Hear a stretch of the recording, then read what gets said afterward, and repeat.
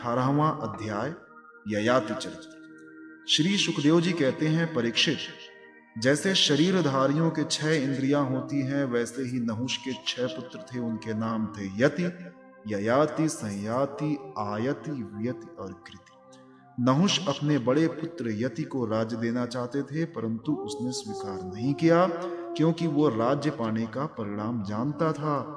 राज्य एक ऐसी वस्तु है जो उसके दांव पेच और प्रबंध आदि में भीतर प्रवेश कर जाता है और अपने आत्म स्वरूप को नहीं समझ सकता।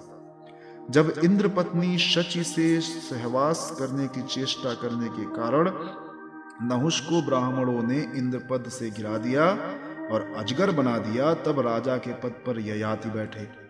ययाति अपने 4 छोटे भाइयों को 4 दिशाओं में नियुक्त कर दिया और स्वयं शुक्राचार्य की पुत्री देवयानी और दैत्यराज वृषपर्वा की पुत्री शर्मिष्ठा को पत्नी के रूप में स्वीकार करके पृथ्वी की रक्षा करने लगा। राजा परीक्षित ने पूछा, भगवान शुक्राचार्य जी तो ब्राह्मण थे और ययाति क्षत्रिय, फिर ब्राह्मण कन्या और क्षत्रिय वर का प्रतिलोम उल्टा विवाह कैसे हो गया? श्री सुखदेव जी ने कहा, राजन, दानवराज वृषपर्वा की एक बड़ी मानिनी कन्या थी। उसका नाम था शर्मिष्ठा। वो एक दिन अपनी गुरुपुत्री देवयानी और हजारों सखियों के साथ अपनी राजधानी के श्रेष्ठ उद्यान में टहल रही थी। उस उद्यान में सुंदर सुंदर पुष्पों से लदे हुए अनेकों वृक्ष थे। उनमें एक बड़ा ही सुंदर सरोवर था। सरोवर में कमल खिले हुए थे और उन पर बड़े ही मधुर स्वर से भौरे गुंजार कर रहे थे। उनकी ध्वनि से सरोवर का तट गूंज रहा था। जलाशय के पास पहुंचने पर उन सुंदरी कन्याओं ने अपने अपने वस्त्र तो घाट पर रख दिए और उस तालाब में प्रवेश करके वे एक दूसरे पर जल उलीच उलीच कर क्रीड़ा करने लगी। उसी समय उधर से पार्वती जी के साथ बैल पर चढ़े हुए भगवान शंकर आ निकले। उनको देखकर सब की सब कन्याएं सकुचा गई और उन्होंने झटपट सरोवर से निकलकर अपने अपने वस्त्र पहन लिए। शीघ्रता के कारण शर्मिष्ठा ने अनजान में देवयानी के वस्त्र को अपना समझकर पहन लिया। इस पर देवयानी क्रोध के मारे आग बबूला हो गई। उसने कहा, अरे देखो तो सही, इस दासी ने कितना अनुचित काम कर डाला। राम राम जैसे कुतिया यज्ञ का हविष्य उठा ले जाए, वैसे ही इसने मेरे वस्त्र पहन लिए हैं।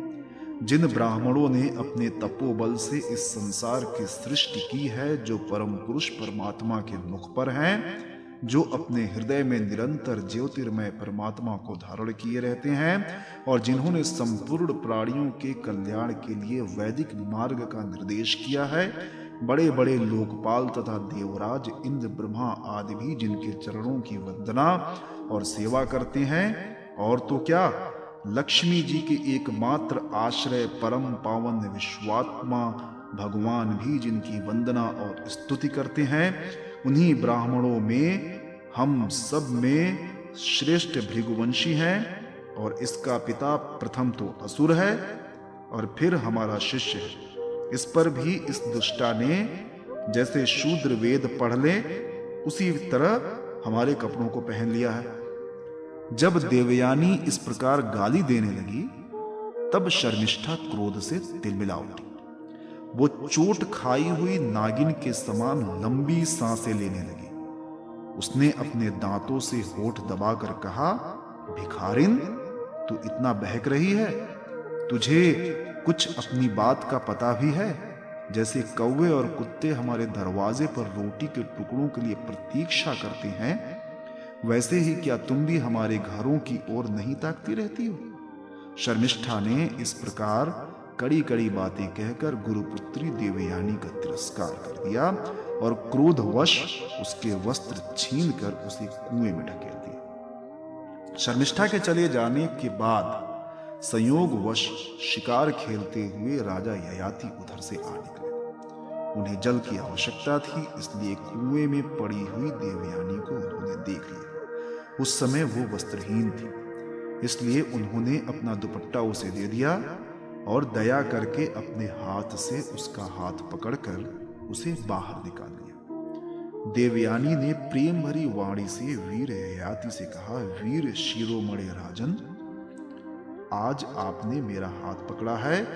अब जब आपने मेरा हाथ पकड़ लिया है तब कोई दूसरा इसे न पकड़े। वीर श्रेष्ठ, कुएं में गिर जाने पर मुझे तो आपका अचानक दर्शन हुआ। ये भगवान का ही किया हुआ संबंध समझना चाहिए। इसमें हम लोगों की या किसी और मनुष्य की कोई चेष्टा नहीं। वीर श्रेष्ठ, पहले मैंने बृहस्पति के पुत्र कच्छ को शाप दे दिया था। इस पर उसने मुझे भी शाप दे दिया। इस कारण ब्राह्मण मेरा पाणिग्रहण नहीं कर सकता।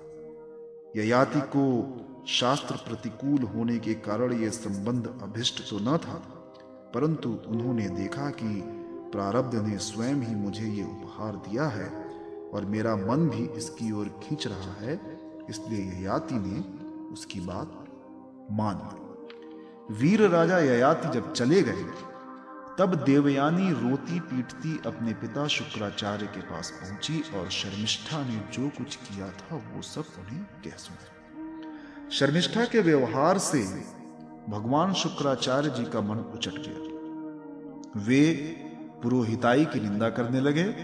उन्होंने सोचा कि इसकी अपेक्षा तो खेत या बाजारों में से कबूतर की तरह कुछ बीन कर खा लेना अच्छा है।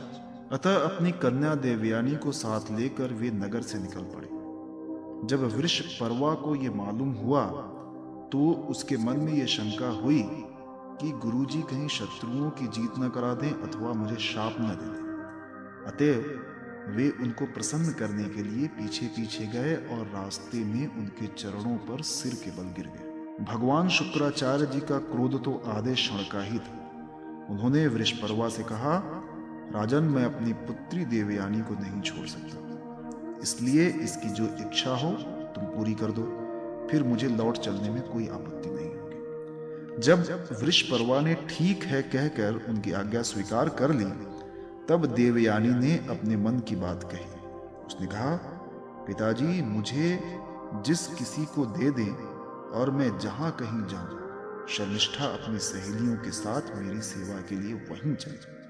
शर्मिष्ठा ने अपने परिवार वालों को संकट और उनके कार्य का गौरव देखकर देवयानी की बात स्वीकार कर ली। वो 1000 सहेलियों के साथ दासी के समान उनकी सेवा करने लगी। शुक्राचार्य जी ने देवयानी का विवाह राजा ययाति के साथ कर दिया और शर्मिष्ठा को दासी के रूप में देकर उनसे कह दिया, राजन, इसको अपनी सेज पर कभी ना आने देना। परीक्षित, कुछ ही दिनों बाद देवयानी पुत्रवती हो गई। उसको पुत्रवती देखकर एक दिन शर्मिष्ठा ने भी अपने ऋतुकाल में देवयानी के पति ययाति से एकांत में सहवास की याचना की। शर्मिष्ठा की पुत्र के लिए प्रार्थना धर्म संगत है। ये देखकर धर्मज्ञ राजा ययाति ने शुक्राचार्य की बात याद रहने पर भी यही निश्चय किया कि समय पर प्रारब्ध के अनुसार जो होना होगा हो जाएगा। देवयानी के 2 पुत्र हुए, यदु और तुर्वसु, और वृषपर्वा की पुत्री शर्मिष्ठा के 3 पुत्र हुए, द्रुह्यो, अनु और पुरु। जब मानिनी देवयानी को यह मालूम हुआ कि शर्मिष्ठा को भी मेरे पति के द्वारा गर्भ हो रहा है, तब वो क्रोध से बेसुध होकर अपने पिता के घर चली गई। कामी ययाति ने मीठी मीठी बातें, अनुनय, विनय और चरण दबाने आदि के द्वारा देवयानी को मनाने की चेष्टा की। उसके पीछे पीछे वहां तक भी गए, परंतु मना न सके। शुक्राचार्य जी ने भी क्रोध से भरकर ययाति से कहा, तू अत्यंत स्त्री लंपट, मंद बुद्धि और झूठा है। जा, तेरे शरीर में वो बुढ़ापा आएगा जो मनुष्य को कुरूप कर देता है। ययाति ने कहा, ब्राह्मण, आपकी पुत्री के साथ विषय भोग करते करते अभी मेरी तृप्ति नहीं हुई है। इस शाप से तो आपकी पुत्री का भी अनिष्ट ही है। इस पर शुक्राचार्य जी ने कहा, अच्छा जाओ, जो प्रसन्नता से तुम्हें अपनी जवानी दे दे उससे अपना बुढ़ापा बदल दो। शुक्राचार्य जी ने जब ऐसी व्यवस्था दे दी तब अपनी राजधानी में आकर ययाति ने अपने बड़े पुत्र यदु से कहा, बेटा, तुम अपनी जवानी मुझे दे दो और अपने नाना का दिया हुआ यह बुढ़ापा तुम स्वीकार कर लो। क्योंकि मेरे प्यारे पुत्र, मैं अभी विषयों से तृप्त नहीं हुआ हूं, इसलिए तुम्हारी आयु लेकर मैं कुछ वर्षों तक और आनंद भोगूंगा। यदु ने कहा, पिताजी, बिना समय के ही प्राप्त हुआ आपका बुढ़ापा लेकर तो मैं जीना ही नहीं चाहता, क्योंकि कोई भी मनुष्य जब तक विषय सुख का अनुभव नहीं कर देता तब तक उससे वैराग्य नहीं होता। परीक्षित, इसी प्रकार तुर्वसु, ध्रुव्यु और अनु ने भी पिता की आज्ञा अस्वीकार कर दी। सच पूछो तो उन पुत्रों को धर्म का तत्व मालूम ही नहीं था। वे इस अनित्य शरीर को ही नित्य मान बैठे थे। अब ययाति ने अवस्था में सबसे छोटे किंतु गुणों में बड़े अपने पुत्र पुरु को बुलाकर पूछा और कहा, बेटा, अपने बड़े भाइयों के समान तुम्हें तो मेरी बात नहीं टालनी चाहिए। पुरु ने कहा, पिताजी, पिता की कृपा से मनुष्य को परम पद की प्राप्ति हो सकती है। वास्तव में पुत्र का शरीर पिता का ही दिया हुआ होता है। ऐसी अवस्था में ऐसा कौन है जो इस संसार में पिता के उपकारों का बदला चुका सके? उत्तम पुत्र तो वो है जो पिता के मन की बात बिना कहे ही कर दे।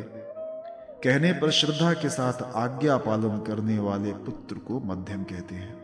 जो आज्ञा प्राप्त होने पर भी अश्रद्धा से उसका पालन करे वो अधम पुत्र है, और जो किसी प्रकार भी पिता की आज्ञा का पालन नहीं करता उसको तो पुत्र कहना ही भूल है।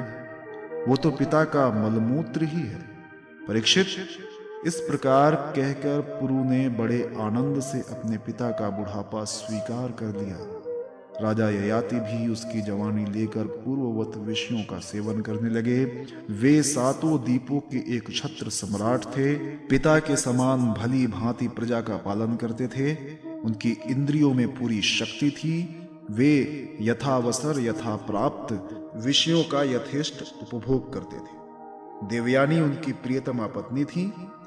वो अपनी प्रियतम ययाति को अपने मन, वाणी, शरीर और वस्तुओं के द्वारा दिन दिन और भी प्रसन्न करने लगी और एकांत में सुख देने लगी। राजा ययाति ने समस्त वेदों के प्रतिपाद्य सर्वदेव स्वरूप यज्ञ पुरुष भगवान श्री हरि का बहुत से बड़ी बड़ी दक्षिणा वाले यज्ञों से यजन किया।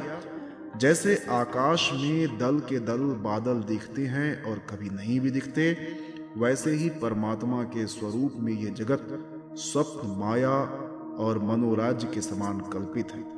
ये कभी अनेक नाम और रूपों के रूप में प्रतीत होता है और कभी नहीं भी। वे परमात्मा सबके हृदय में विराजमान हैं। उनका स्वरूप सूक्ष्म से भी सूक्ष्म है। उन्हीं सर्वशक्तिमान सर्वव्यापी भगवान श्री नारायण को अपने हृदय में स्थगित करके राजा ययाति ने निष्काम भाव से उनका यजन किया। इस प्रकार 1000 वर्ष तक उन्होंने अपनी उच्छृंखल इंद्रियों के साथ मन को जोड़कर उसके प्रिय विषयों को भोगा, परंतु इतने पर भी चक्रवर्ती सम्राट ययाति की भोगों से तृप्ति न हो सकी।